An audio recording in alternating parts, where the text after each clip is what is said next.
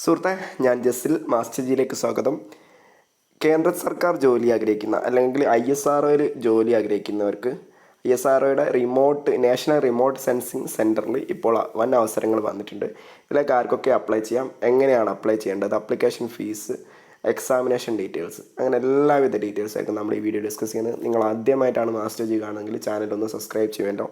നിങ്ങളുടെ ഒരു ലൈക്ക് നമ്മൾ ഈ വീഡിയോക്ക് പ്രതീക്ഷിക്കുന്നുണ്ട്. നിങ്ങളുടെ ലൈക്കും കമൻറ്റുകളും ഷെയറുകളൊക്കെ നമ്മളെ കുറേ പേരിലേക്ക് നമ്മളെ വീഡിയോ എത്താൻ സഹായിക്കും. എന്തായാലും നമുക്ക് വീഡിയോ സ്റ്റാർട്ട് ചെയ്യാം.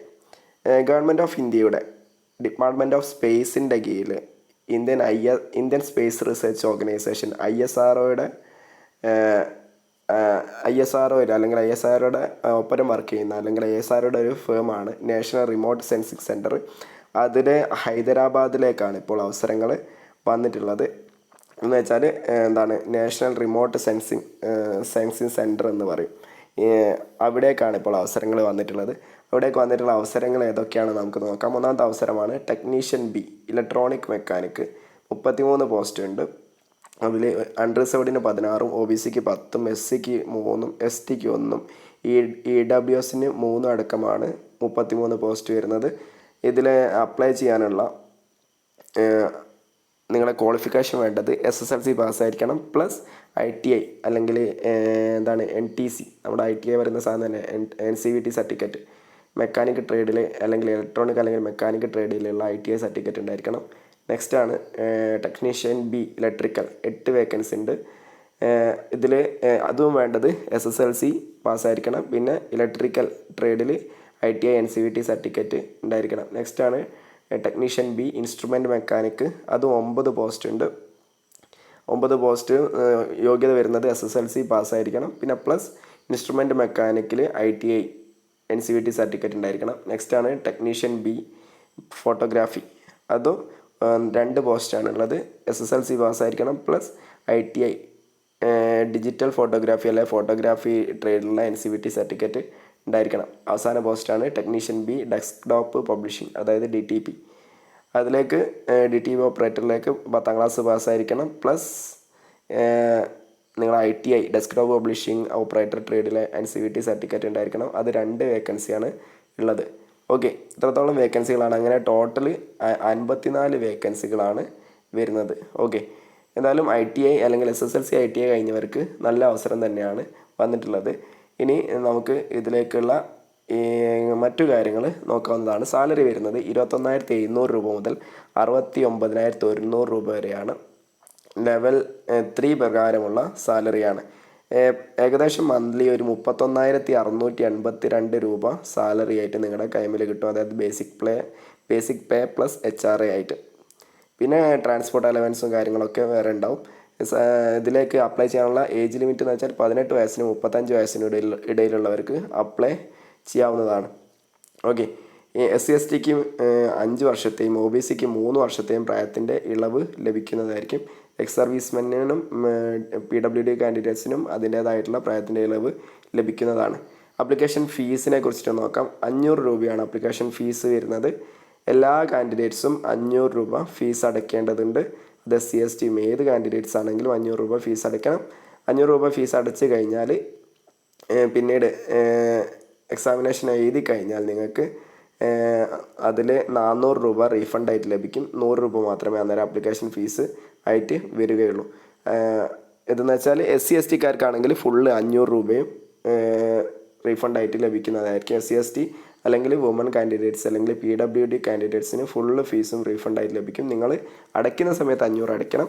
പിന്നീട് ജനറൽ അല്ലെങ്കിൽ OBC കാൻഡിഡേറ്റ്സ് അല്ലെങ്കിൽ EWS കാൻഡിഡേറ്റ്സിനൊക്കെ 500-ൽ 400 രൂപ റീഫണ്ടായിട്ട് ലഭിക്കുമ്പോൾ ഇവർക്ക് SC/ST വുമൺ അല്ലെങ്കിൽ PWD കാൻഡിഡേറ്റ്സിന് 500-ൽ 500 തന്നെ റീഫണ്ടായിട്ട് ലഭിക്കും. അതുകൊണ്ട് തന്നെ ഫീ പേയ്മെൻറ്റ് നടത്തുമ്പോൾ നിങ്ങളെ സ്വന്തം അക്കൗണ്ടിൽ നിന്ന് തന്നെ പേയ്മെൻറ്റ് നടത്താൻ ശ്രമിച്ചോളൂ.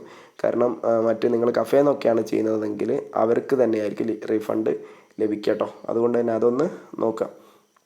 നിങ്ങൾക്ക് ഫീസ് അടയ്ക്കാൻ പറ്റുക ഇൻ്റർനെറ്റ് ബാങ്കിങ് അല്ലെങ്കിൽ ഡെബിറ്റ് കാർഡ് അല്ലെങ്കിൽ UPI വഴിയൊക്കെ ഫീസ് അടയ്ക്കാനുള്ള അവസരം ഒരുക്കിയിട്ടുണ്ട്.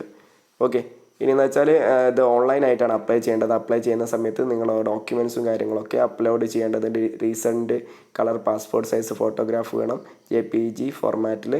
അതിൻ്റെ സൈസും കാര്യങ്ങളൊക്കെ 50 GB-ൻ്റെയും 100 GB-ൻ്റെ ഇടയിലായിരിക്കണം. ഡയമെൻഷൻസ് വരുന്നത് 3.5 സെൻറ്റിമീറ്റർ ഇൻറ്റു 4.5 സെൻറ്റിമീറ്റർ ആണ്. സിഗ്നേച്ചർ വരുന്നത് 50 GB തൊട്ട് 100 KB വരെ തന്നെയാണ്. ഓക്കെ. പിന്നീട് SSLC സർട്ടിഫിക്കറ്റ് വേണം. ITI സർട്ടിഫിക്കറ്റ് ഉണ്ടായിരിക്കണം. പിന്നെ SC/ST അല്ലെങ്കിൽ OBC അല്ലെങ്കിൽ ഡിസേബിൾഡ് കാറ്റഗറി അല്ലെങ്കിൽ എക്സ് സർവീസ്മാൻ അതിൻ്റേതായിട്ടുള്ള സർട്ടിഫിക്കറ്റുകളൊക്കെ ഉണ്ടായിരിക്കണം. ഓക്കെ. അതെല്ലാം നിങ്ങൾ എല്ലാവിധ ഡോക്യുമെൻറ്റ്സും നിങ്ങൾ അപ്ലോഡ് ചെയ്യേണ്ടതുണ്ട്. പിന്നീട് എന്ന് വെച്ചാൽ എക്സാമിനേഷൻ്റെ ഡീറ്റെയിൽസ് ഒന്ന് നോക്കാം. പാറ്റേൺ ഓഫ് എക്സാമിനേഷൻ എന്ന് വെച്ചാൽ ടെക്നീഷ്യൻ B പോസ്റ്റുകളിലേക്കൊക്കെ ഉള്ള എക്സാമിനേഷൻ എന്ന് വെച്ചാൽ 80 MCQ ക്വസ്റ്റ്യൻസ് ആണ് ഉണ്ടാവുക. അതിൽ 1.5 മണിക്കൂറത്തെ എക്സാമിനേഷനാണ് നടക്കുക. ഓരോരോ ക്വസ്റ്റ്യൻസിനും 1 മാർക്കായിരിക്കും. നെഗറ്റീവ് മാർക്ക് ഉണ്ട്. നിങ്ങൾ 3 ക്വസ്റ്റ്യൻസ് തെറ്റിക്കുകയാണെങ്കിൽ 1 മാർക്ക് നഷ്ടപ്പെടും. ഇതെന്ന് വെച്ചാൽ പിന്നെ റിട്ടൺ ടെസ്റ്റിന് ശേഷം MCQന് ശേഷമുള്ളതാണ് സ്കിൽ ടെസ്റ്റ്. അത് 100 മാർക്കിൻ്റെ ക്വസ്റ്റ്യൻസ് ആണ് ഉണ്ടാവുക. അത് ക്വാളിഫൈഡ് നാച്ചറാണ്. ക്വാളിഫിക്കേഷൻ ജസ്റ്റ് അതൊന്ന് ക്വാളിഫൈ ചെയ്താൽ മാത്രം മതിയാവും. ജനറൽ ഇതെന്ന് വെച്ചാൽ പാസിങ് ക്രൈറ്റീരിയ ഒന്ന് നോക്കാം.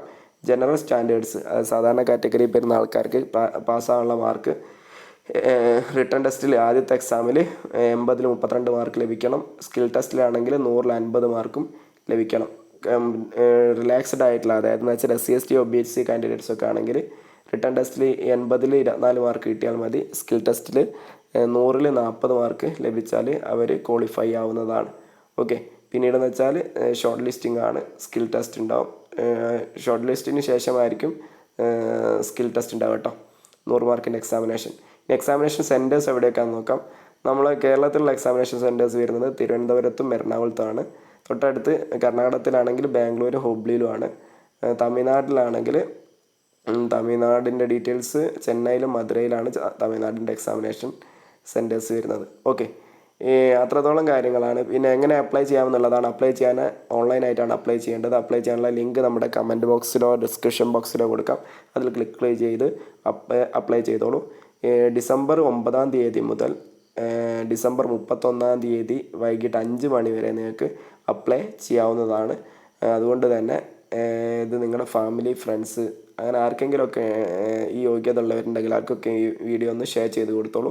എന്തായാലും രജിസ്റ്റർ ചെയ്യുന്ന സമയത്ത് നിങ്ങളുടെ കൃത്യമായിട്ടുള്ള ഇമെയിൽ ID, മൊബൈൽ നമ്പറും കാര്യങ്ങളൊക്കെ കൊടുക്കണം. കാരണം പിന്നീടുള്ള എല്ലാ കമ്മ്യൂണിക്കേഷനും അതിലേക്കായിരിക്കും വരിക. അതുകൊണ്ട് തന്നെ അത് തെറ്റായിട്ട് കൊടുക്കരുത്. പിന്നീട് ജോബ് കിട്ടിയാൽ പോലും അറിയാൻ പറ്റാത്ത ചിലപ്പോൾ സ്ഥിതി ഉണ്ടായിരിക്കാം.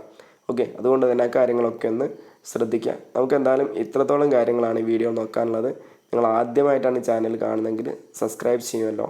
നമുക്ക് മറ്റൊരു വീഡിയോ ആയിട്ട് വീണ്ടും കാണുവരേക്കും. Thank you for watching. See you soon and next video.